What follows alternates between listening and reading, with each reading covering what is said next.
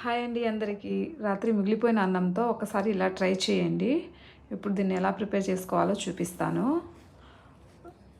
రాత్రి మిగిలిపోయిన అన్నాన్ని అందరూ పడేస్తూ ఉంటారండి. అలా పడేయకుండా ఇలా ఒకసారి ట్రై చేయండి.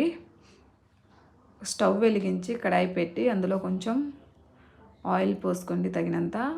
తాలింపు కొంచెం ఎక్కువ ఉంటేనే బాగుంటుందండి తినేవాళ్ళకి.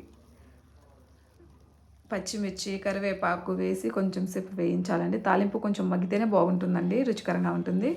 అందులో ఒక ఎగ్ పగలగొట్టి కొంచెం ఫ్రై చేసుకోండి.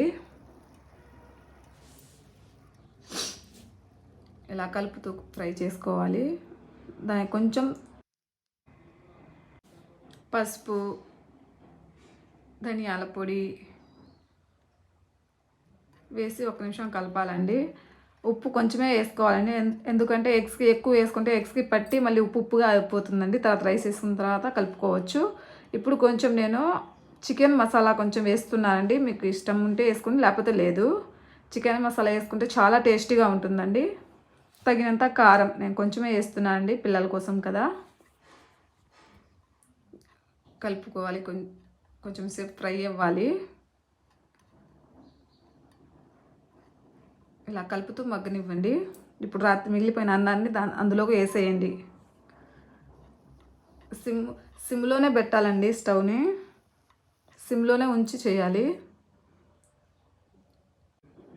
ఇలా కలుపుకున్న తర్వాత 1 మినిట్ ఉంచాలండి. ఇందులోకి ఇప్పుడు సాల్ట్ తీసుకుంటున్నాను, కొంచెం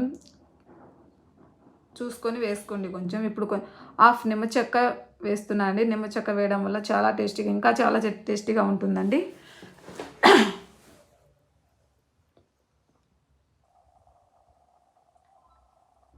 వేసి కలుపుతున్నాను.